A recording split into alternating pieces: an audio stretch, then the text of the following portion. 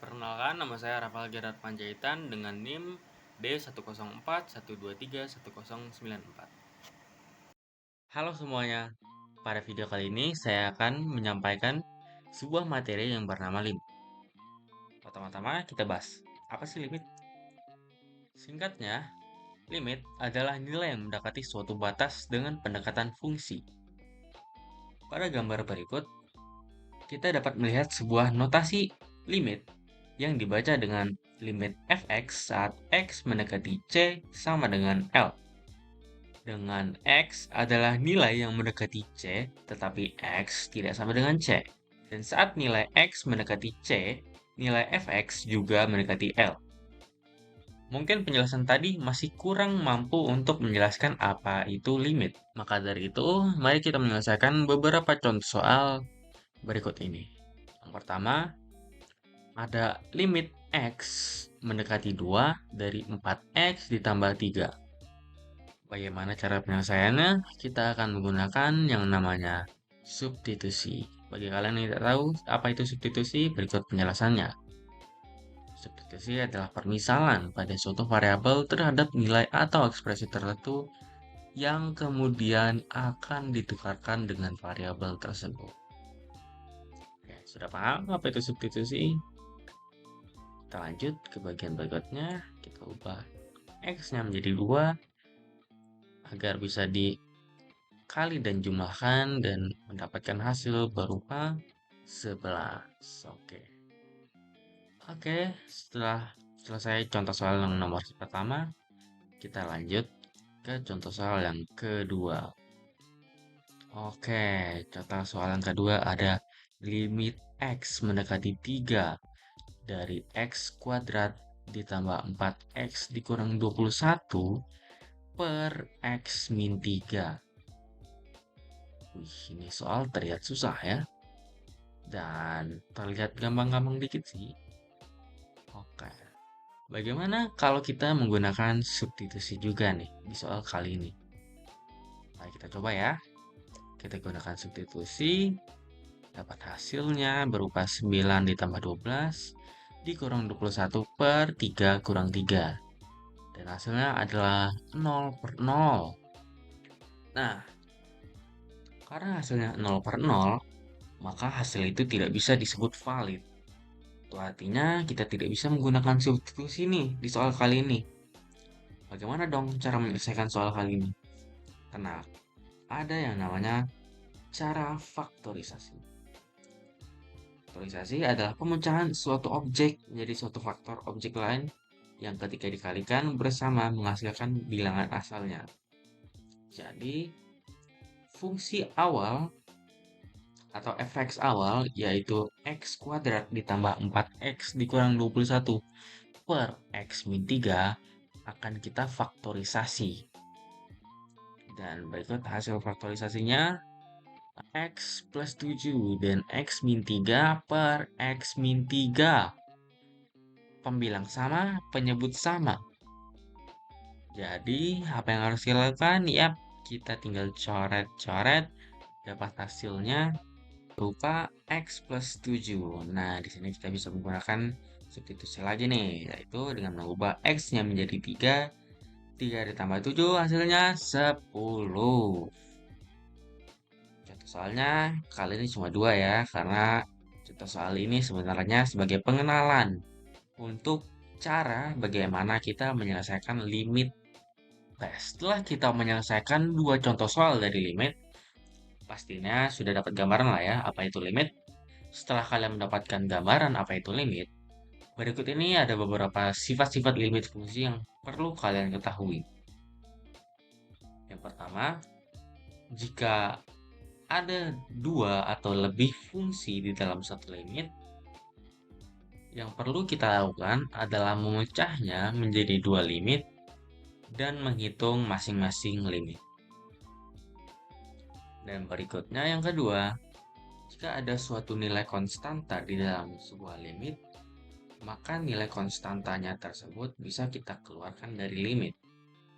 Oke, dan yang ketiga, hampir sama ya, seperti yang pertama.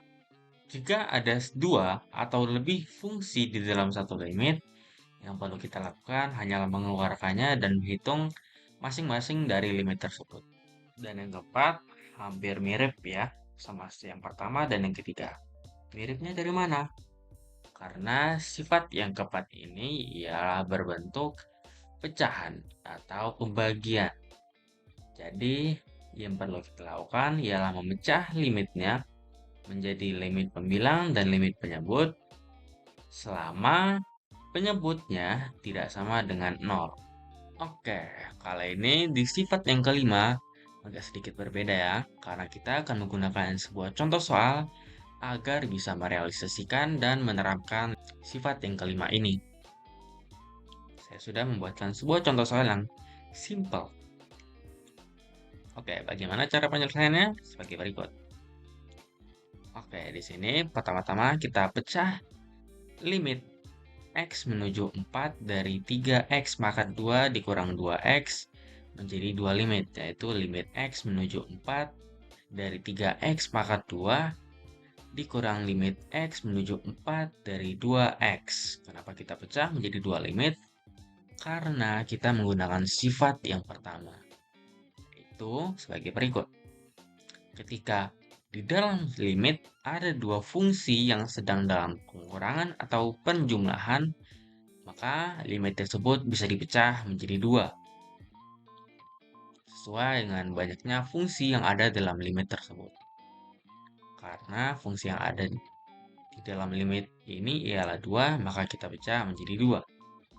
Setelah itu, kita ubah nilai konstantanya menjadi di luar limit. Kenapa? Karena sesuai dengan sifat yang kedua, yaitu jika di dalam limit ada nilai konstanta yang sedang dalam perkalian dengan fungsi, maka nilai konstanta tersebut bisa kita keluarkan dari fungsi limit. Setelah kita keluarkan, hasilnya ialah jadilah 3 dikali limit X menuju 4 dari X pangkat 2 dikurang 2 kali limit X menuju 4 dari X. Dapatlah hasilnya berupa 3 dikali 4 kuadrat dikurang 2 kali 4. Dan tinggal kita kurang, dapatlah hasilnya 40. Begitulah penerapan sifat yang kelima. Nah, sifat yang keenam hampir mirip lah ya. Kita bakalan menggunakan yang namanya contoh soal lagi nih untuk merealisasikan dan menerapkan sifat yang keenam ini. Nah, berikut adalah contoh soalnya. Terlihat simpel lah ya, dimana limit X menuju 4 dari akar X kuadrat ditambah 9 per X. Bagaimana penyelesaiannya? Berikut.